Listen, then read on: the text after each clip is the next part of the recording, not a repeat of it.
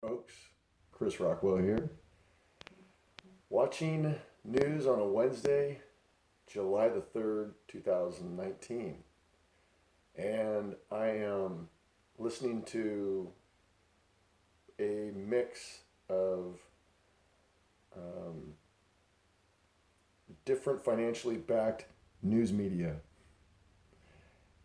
That's what most of the folks in the United States seem to forget when I listen to the ignorance and the emotional anger and rivalry of personal insult over the fact that the left cares more than everyone else. So um, I was watching Mark Dice's um, clips of MSNBC's just recent commentary from all of their paid minorities to and I guess Jewish white men, because it's not alpha white European men like me, German, Irish, because we, as they say on MSNBC, we are the greatest threat to America, the white male. So I'm addressing that today again. I have dealt with this growing up through the 80s and 90s, in particular the 90s when I was in college. I was absolutely shocked at how racist the progressive movement had become. I grew up with very progressive parents to the degree of, my dad was a high school teacher and counselor. My mom was a nurse. My mom, was a hippie surfer girl from Santa Monica, and my dad was a poor, hardworking kid. Steinbeck story that came across the country, during the post World War II, and ended up in logging camps up here in my where I was born and raised. Back when times were tough, when there wasn't welfare and there weren't there were no financial safety nets for people, basically before the Second World War, and FDR, with the New Deal, he implemented a lot of things for the United States, primarily financing to kickstart the job recovery. With the New Deal that my grandpa was actually part of, was the Civil Corps that built a lot of the dams and the roads and a lot of infrastructure that propelled the United States into the modern day. And that's what Trump is actually addressing, is that a lot of that infrastructure that was built back then is broken. So that needs to be addressed at this point, and a new infrastructure plan needs to be implemented. It's been a long time. So the sad reality of what the left, and by the way, folks, let's talk media, because the reality is I know that world pretty well. I've been part of the digital revolution multiple times in different categories and news content.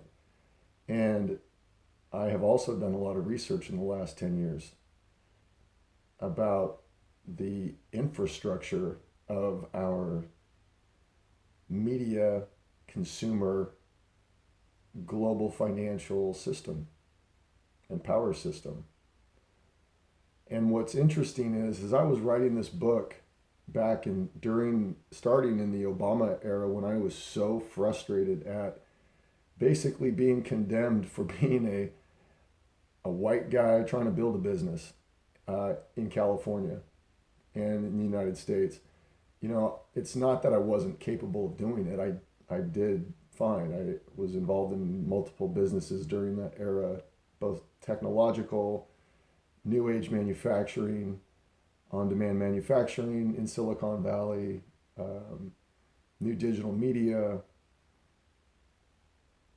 breaking ground with my record label in the an urban lifestyle category, uniting people as a white guy with a lot of different kinds of people. That's so as the hypocrisy of the Obama era was in full heat, I was working and living in Silicon Valley off and on, but at the same time, I was building King Deuce Records and the brand of King Deuce, the lifestyle of it, and what King Deuce meant was a uniting of people who had a love of music and life, and color was irrelevant.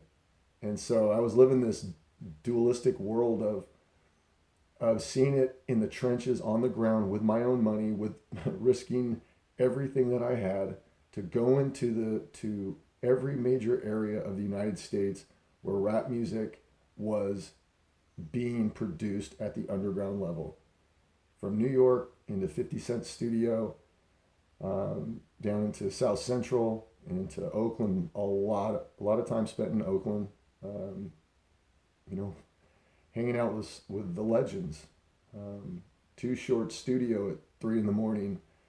Riding down the 101 with E40, learning a lot from the greats.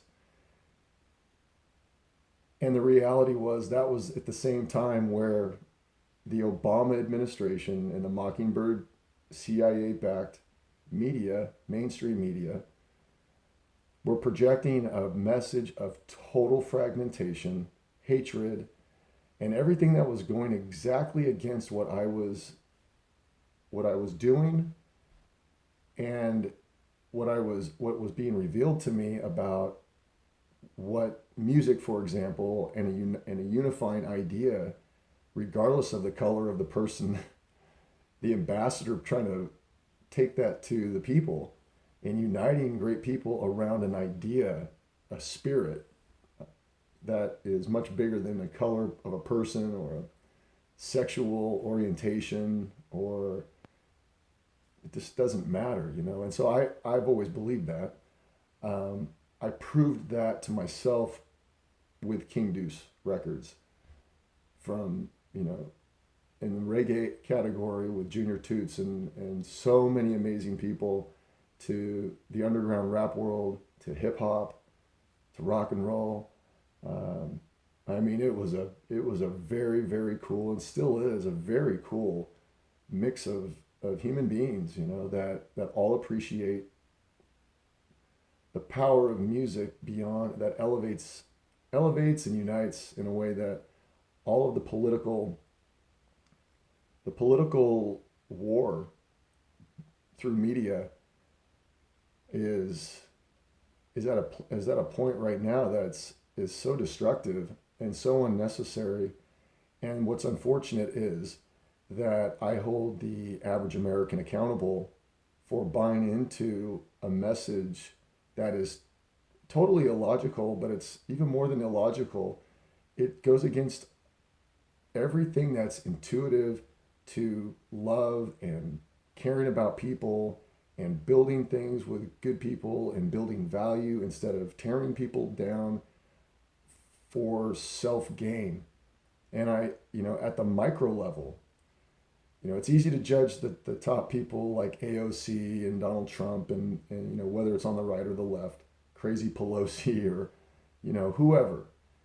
But when you really stop and think about it, it comes down to each of us having to be honest with ourselves as to why do we wake up today, for example, and we look at Facebook, or we look at any news media outlet that is our kind of channel of choice, and ask ourselves, why is that channel of choice?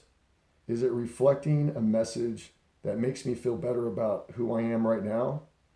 And then the next question is, am I happy with who I am right now? Or am I buying into a message that makes me feel like I'm a better person because I care more than the other person or the other side? Or is that message really an unhealthy, self-centered, narcissistic message that I'm not aware of, and I bought into, and I voted for people who are truly evil people with a nice skin tone and absolutely gutted U.S. economy with this nice smile when all the folks who voted for that regime and regimes, many regimes like that, prior to Donald Trump's trying to break a true cabal of puppet presidents who have absolutely done massive destruction to our country. Short term thinking for self gratification is what I am seeing when I watch the sickness and and pure lying deception to win short term votes, short term ratings in the media world, which is all that matters. And what Donald Trump and the new independent excuse me, the new independent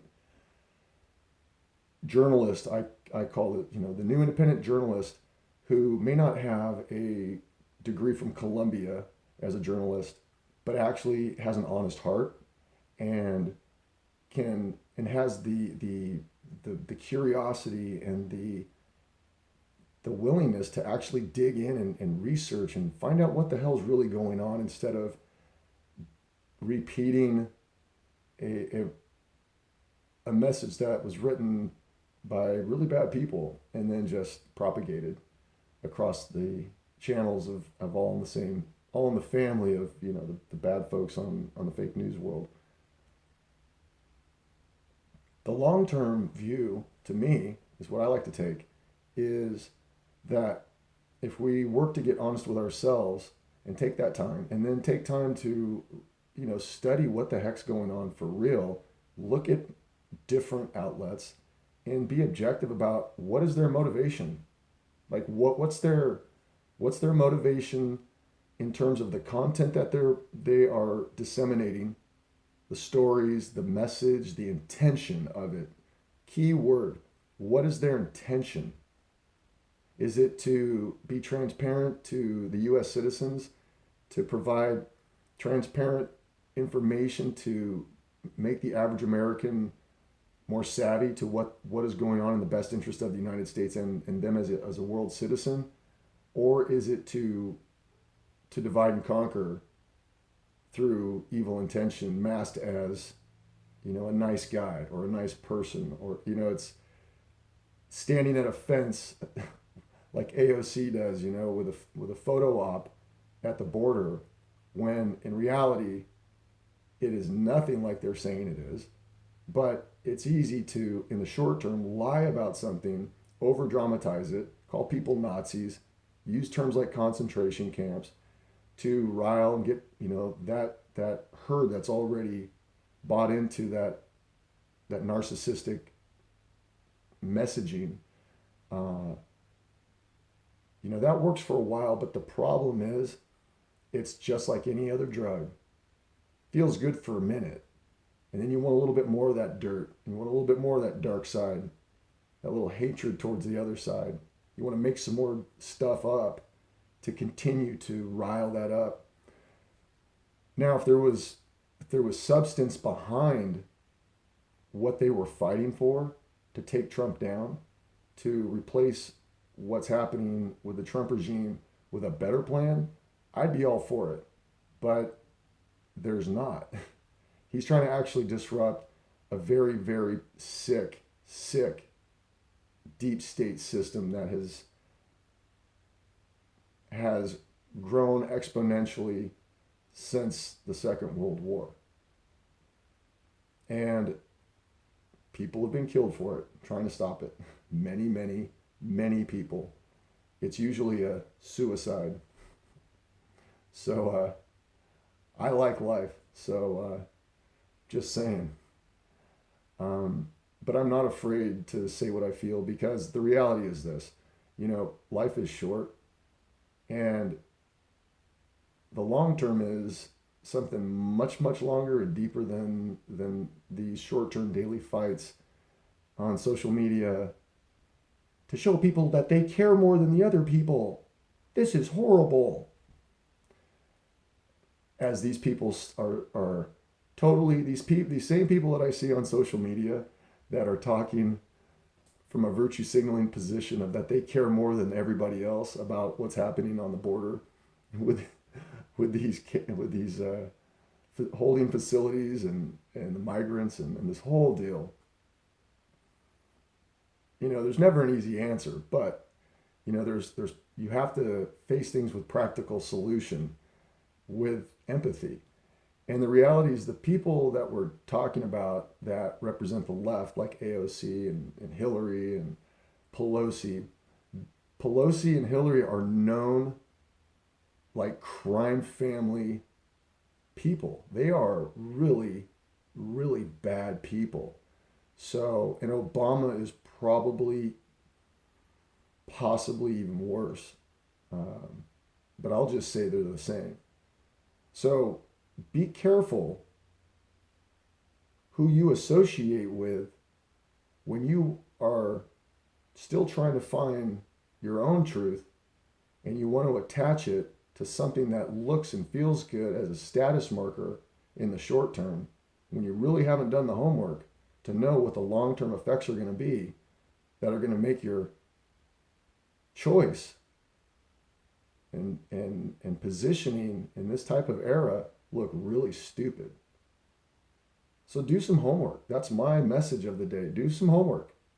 Do a little research. Maybe think about why, if you're so adamant about standing on one side or the other, think about why. And judge yourself a little bit. I do. Harshly. And I've been, life has also taught me that the choices I have made that are based on narcissistic or, just at least selfish intention, karma's a bitch, man.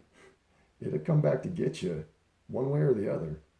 And I'm just glad that I'm living my truth now, that I cleaned up my crap and my lies. And I also realized that for the most part as a person, I always have been kind of driven to seek out the truth, to understand it.